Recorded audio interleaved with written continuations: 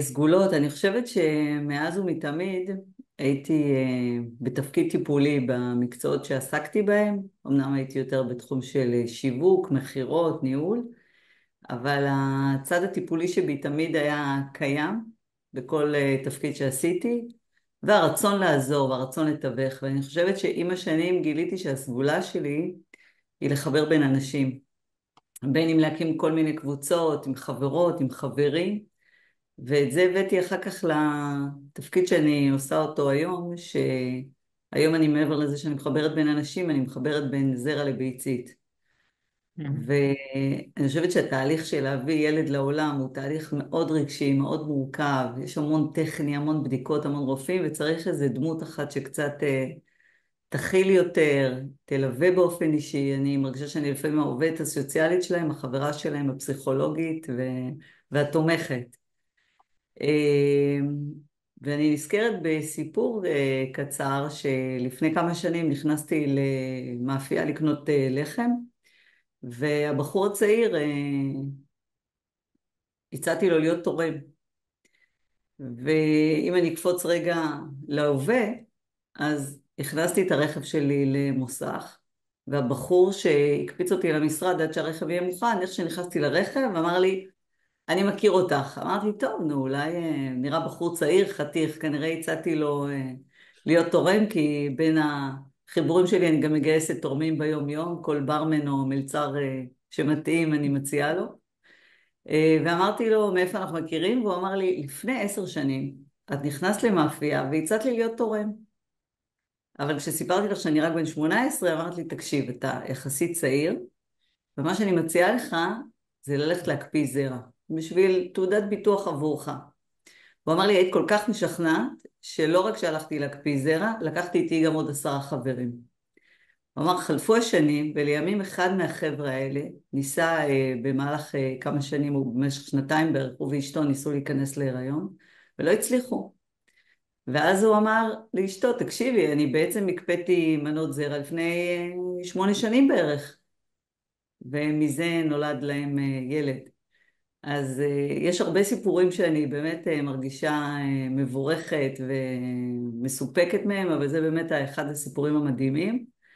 יש 3 גלי על שמי במדינת ישראל, ממה שאני יודעת, וזה מאוד מחמיא. ואני באמת הולכת כל יום עם תחושה של משמעות ושל סיפוק ושל שליחות. אני מרגישה כמו זמר שחננו אותו בקול מדהים, שהוא שר ומזמר ומרגיע אנשים ומשמח אנשים. אז הדרך שלי לשמח נשים וזוגות נשואים זה לעזור להם בתהליך שהוא כל כך מורכב וכל כך רגשי.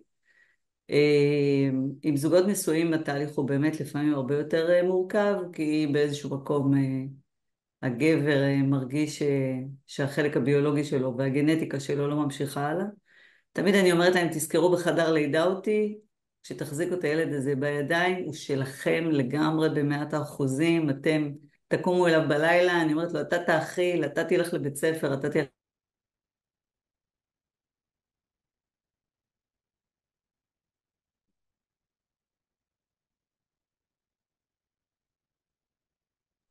אני רואה רגע שיש איזושהי בעיה. מצליחים להקים משפחות. או, גלי, נקטעת לנו לרגע, אז אם את יכולה לחזור ככה על המשפט האחרון.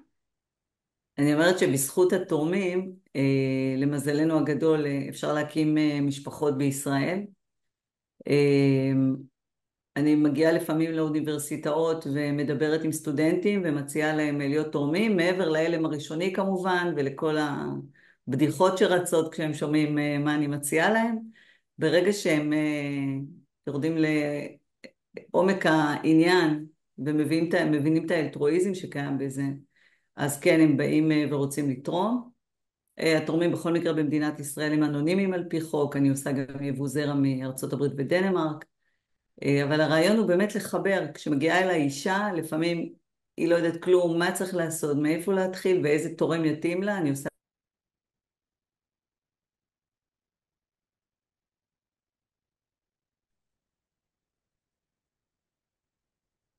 אני רואה שאנחנו נצטרך לעשות חלק בזה. השלמות.